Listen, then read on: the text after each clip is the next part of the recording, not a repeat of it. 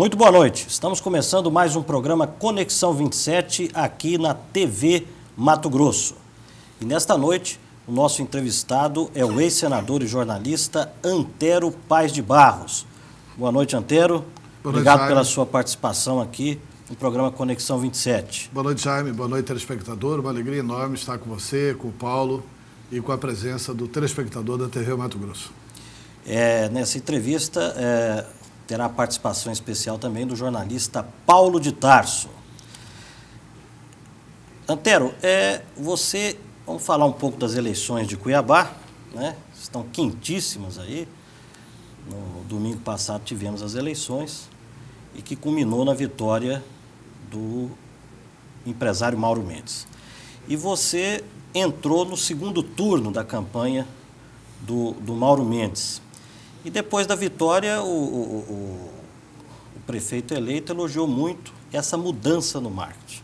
O que precisou ser feito no segundo turno, embora o Mauro tenha vencido no primeiro turno, mas que realmente fez ele garantir a vitória e até com uma margem que os institutos de pesquisas não apontavam, quer dizer, ele ficou quase 10% aí de distância, né?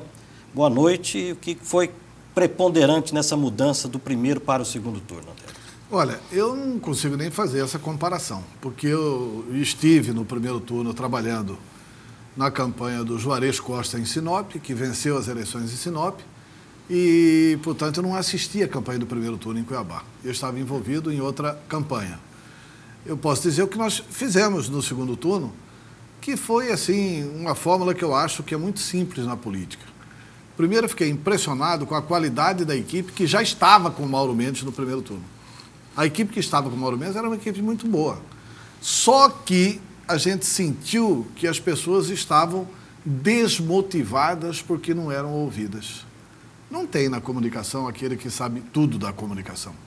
Então, nós tivemos a possibilidade de chegar, colocamos algumas pessoas junto conosco, mas desfrutamos principalmente da enorme capacidade que tinha já trabalhando com o Mauro Mendes. Vocês conhecem com certeza que são profissionais de comunicação. No mercado são considerados os melhores profissionais do mercado. Tipo Bruno Bini, tipo Júlio Bedin, tipo o... Aí, você vai falar nome e acaba se complicando, né? O pessoal o Ziad, da ZF Comunicação, o Zugair, que é também um extraordinário diretor de TV. Então, assim, de modo geral, a equipe toda era muito boa, né? A repórter que acompanhava o Mauro, enfim.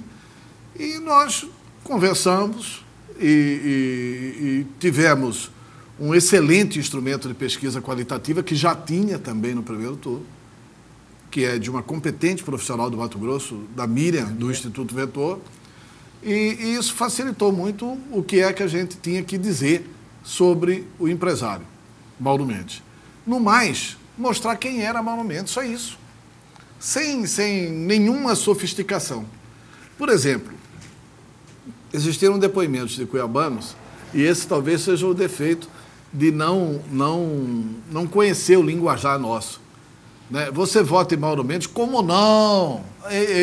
Esse tipo de depoimento, como não? O Mauro... Esse tipo de depoimento não ia ao ar.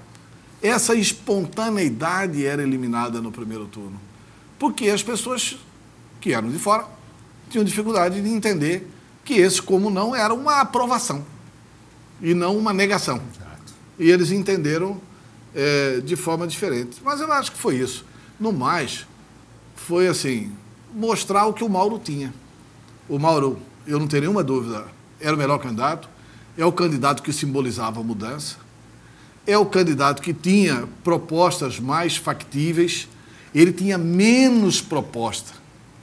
Mas ele, quando dizia que ia fazer um novo pronto-socorro, ele dizia de onde que vinha o recurso para fazer o novo pronto-socorro.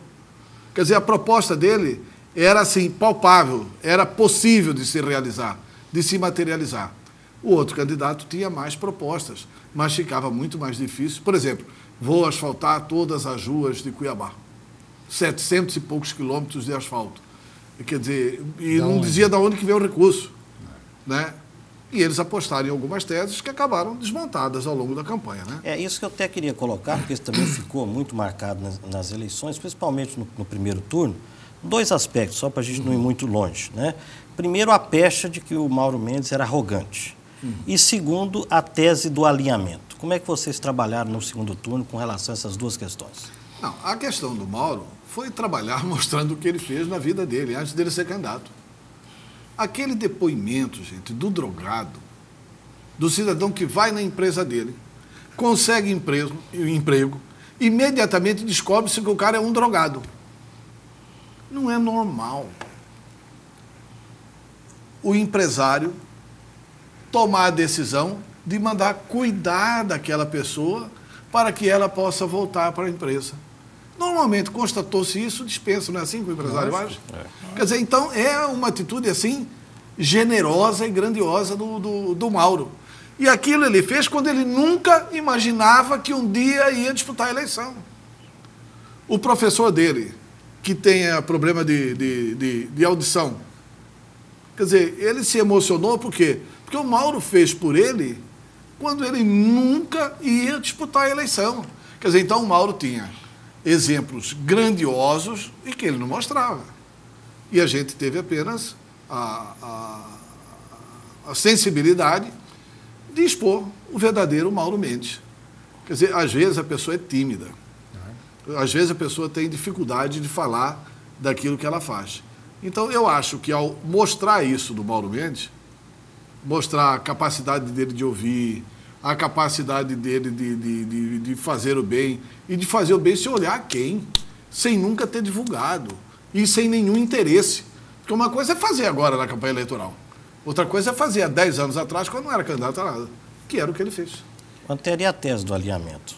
Tinha alguma coisa na pesquisa que isso indicava tinha. Que era importante? Eu acho não? que essa tese foi mal enfrentada no primeiro turno.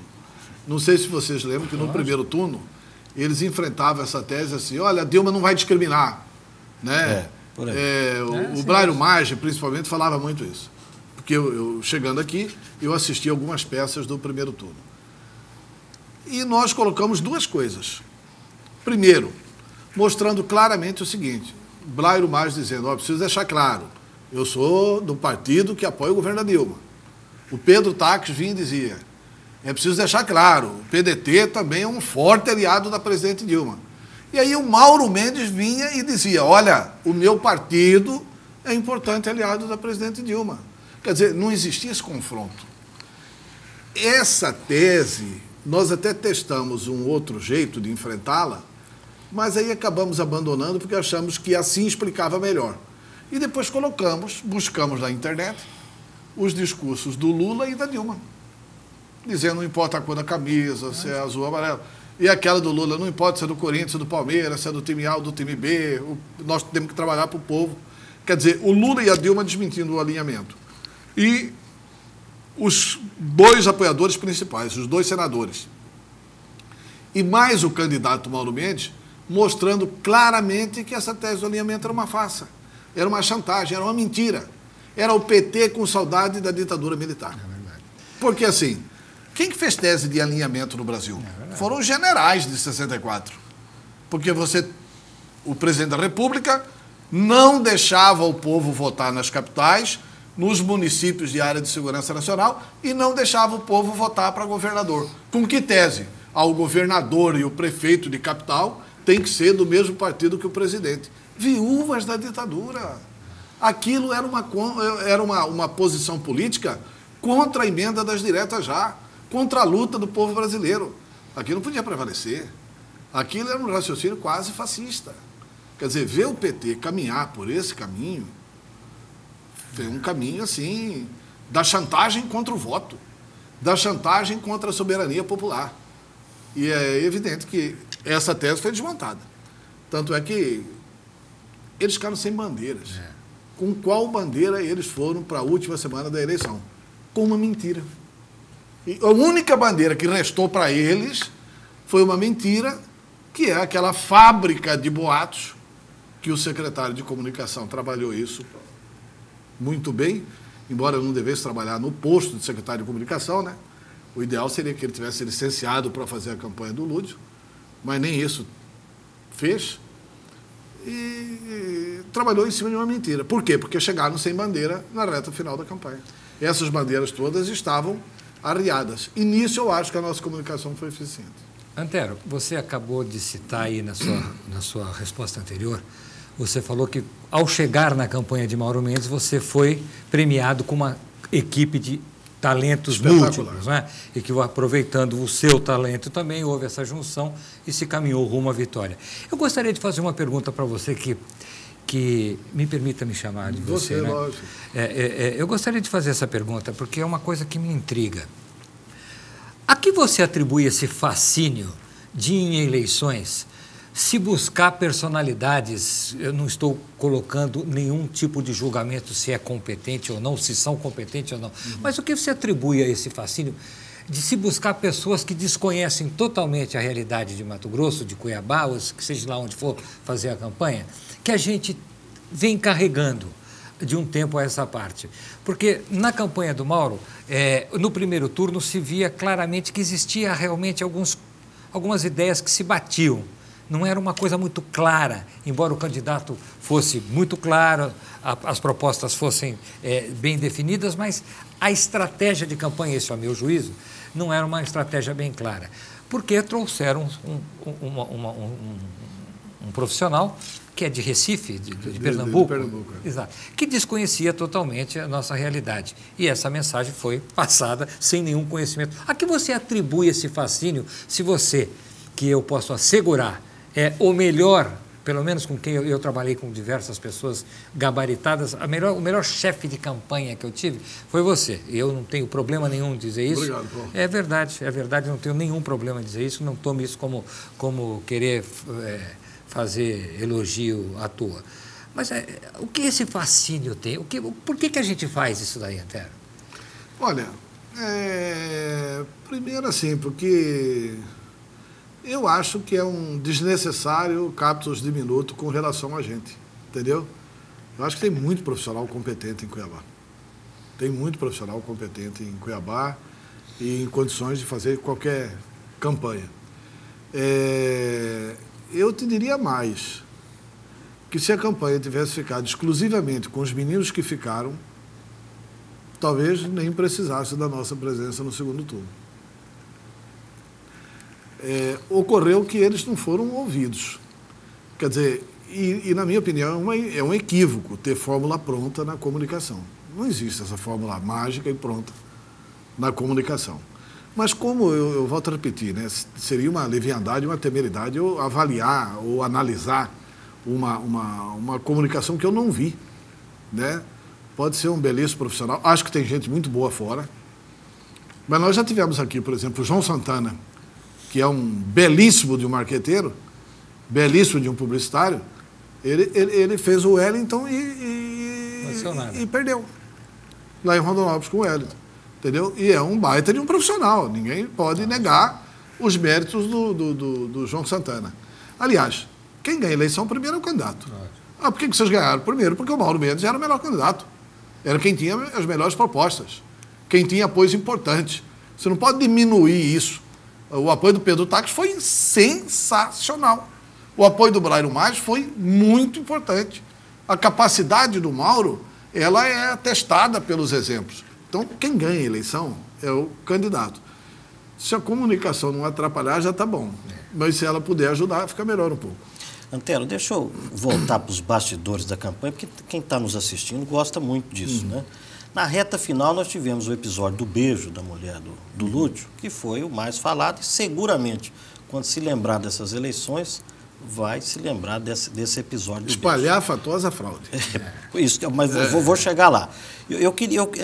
A pergunta é a seguinte: primeiro, você colocou aí a questão da mentira. Eu queria que você esclarecesse melhor isso aí para quem está nos assistindo, porque você considera que isso foi uma mentira, que eles fizeram um alvoroço todo. E como é que a campanha trabalhou isso, porque estávamos na reta final, quando uma eleição está acirrada, qualquer deslize de um ou de outro pode representar uma derrota. Como é que a equipe trabalhou em cima desse beijo para que isso não se configurasse num problema maior de desgaste para o candidato Mauro Mendes? Deixa eu falar. Primeiro que foi uma espalhafatosa mentira, uma coisa assim, triste de campanha. Eu tenho dificuldade de fazer isso. Se eu estou do lado de lá, eu não faço isso. Porque eu não consigo trabalhar com a mentira. Eu só consigo trabalhar com a verdade. Não houve nenhuma ofensa do Mauro Mendes, nem a esposa do candidato Lúdio, nem a nenhuma mulher cuiabana. Os fatos já foram revelados, né? Eu não estava presente ao debate, mas o que chegou ao nosso conhecimento foi que ela entrou, beijou o candidato Lúdio, a esposa do Lúdio, e o Mauro falou, olha, é bom que isso ocorra para acalmá-lo. Ele está visivelmente nervoso naquele debate, vocês devem ter percebido isso. E ela vira para ele e fala, por quê? Morra de inveja. E ele faz um comentário, diz que não tem inveja, porque a minha mulher é bonita. Qual que é a ofensa que tem aí? Nenhuma, né? E isso era uma coisa planejada de provocação. Vocês querem a prova? Vasculhe o Google e veja o que ocorreu no debate do ACM Neto em Salvador. Vocês sabiam? Ocorreu o mesmo episódio. A mulher do Pellegrino entra, beija o Pellegrino e fala para o ACM Neto, aí, morra de inveja. O mesmo episódio. O mesmo episódio. Eu não sei em quantos lugares eles não tentaram fazer essa coisa. Aí é você trabalhar com a inverdade. Aí para dizer o quê? Que o Mauro disse isso e aquilo? Quer dizer, não dá. Eu acho que é diminuir demais a política. Aliás, acho que as instituições foram profundamente desrespeitadas nessa campanha eleitoral. Você mandar fazer camiseta da Polícia Federal. Isso é um desrespeito às instituições brasileiras. Quer dizer, isso nós somos as ruas para defender a ficha limpa, para não ter jogo sujo na campanha eleitoral. Isso é jogo sujo, isso é fraude, isso é mentira. Mas quando aconteceu, a gente ficou preocupado. Quando aconteceu, quando nós notamos as entrevistas, no dia do debate, eu liguei para o Mauro Mendes e pedi para ele ir no estúdio.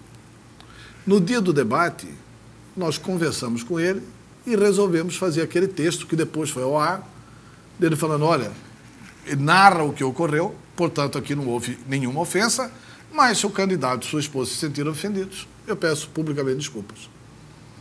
Né? Que era um gesto grandioso do candidato de pedir desculpas, até pelo que ele não tinha feito, porque não havia ofensa nenhuma. Aquilo era para ter saído um dia antes, porque assim, a gente pediu para ele sair do estúdio e ir lá, 2 horas da manhã, para gravar. Mas ele estava muito cansado, extenuado, não conseguiu gravar, só conseguiu gravar no outro dia. Nós colocamos isso 24 horas depois do que aquilo que a gente havia imaginado. Então, a reação nossa foi o quê? Foi com a verdade. Quer dizer, colocando os fatos como eles aconteceram. Antero, antes de... Você vai chamar um comercial? Não, pode falar. Eu queria que você, então, nos reservasse uma resposta. Na sua avaliação, Antero, como é que você viu o papel dos institutos de pesquisa? Que realmente houve um estardalhaço. Como é que a gente deve fazer? Como é que a gente deve se nortear? Acreditar em instituto de pesquisa? Porque eu vi coisas absurdas. Lúdio com 50, Mauro com 10, outro com 20, outro com 30. Em suma, os mais diversos números. Na sua avaliação, como é que você está vendo o papel que o Instituto de Pesquisa está tendo nas eleições? Bom, primeiro que eu acho que quem faz pesquisa não são deuses. Né? As pessoas erram. Eu acho que muitos erraram. Né? Mas não consigo ver, sinceramente, má fé nisso. E algumas coisas deixaram de ser analisadas. Aí estou falando como alguém que na vida e na atuação estuda e analisa pesquisa. Por exemplo, se você olhar todas as eleições de segundo turno, a abstenção é maior do que a do primeiro turno. Se você olhasse a votação das zonas eleitorais do primeiro turno, você veria claramente que o Mauro perdeu em 2 zonas eleitorais e ganhou nas outras. Se você for perceber onde que eram essas zonas eleitorais, você vai perceber também que essas zonas eleitorais onde o Mauro ganhou eram zonas eleitorais mais da perimetral para dentro. E o Lúdio ganhou em alguns bairros da periferia. Não foi esse o quadro do segundo turno. No segundo turno, o Mauro ganhou em todas as zonas eleitorais. Não foi esse o quadro do segundo turno. Mas, uma coisa é a intenção de voto. Outra coisa é o voto na urna. Se os institutos tivessem tido a preocupação de avaliar o que ocorreu, não é aqui não, no Brasil inteiro. Por exemplo, não tem aquela chiadeira do Alexandre César no final da campanha? Olha, faltou ônibus, por isso que teve 18% de abstenção? Não tem aquela chiadeira? Bobagem. Foi a menor abstenção do Brasil. Então, o Mauro Mendes fez faltar ônibus no Brasil inteiro. Porque deu 19, 20% de abstenção no Brasil inteiro. Aqui deu 18%. Então, essa abstenção ocorre no segundo turno. Os que não estudam política acabam não percebendo isso. E se eles tivessem estudado mais, eles teriam percebido, inclusive, o seguinte, que teriam que ter feito uma campanha, principalmente onde acha que vai ser mais votado, para que compareça à urna. Por quê? Porque onde mais se ausenta da urna é exatamente no setor onde o Lula ganhou no primeiro turno. Preferido. No segundo turno ele perdeu. Então, se as pessoas tivessem ido mais à urna, a vitória seria maior. Entendeu? Mas isso pode também representar algum diferencial aí na questão de pesquisa.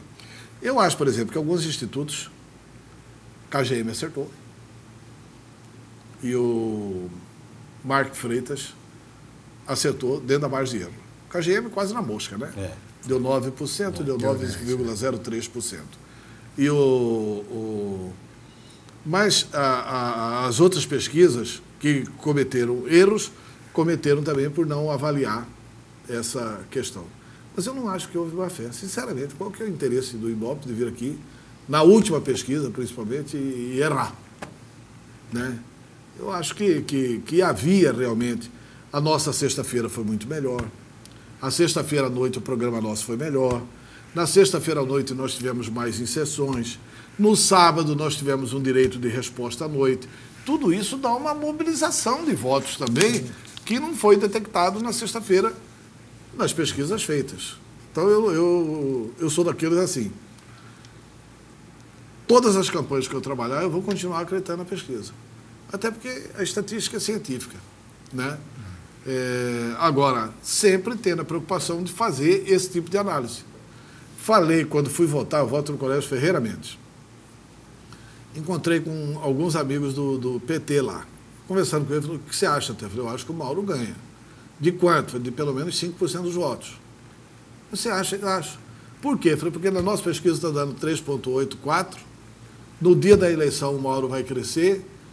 E, assim, quem mais vai estar na urna são as zonas onde o Mauro ganhou.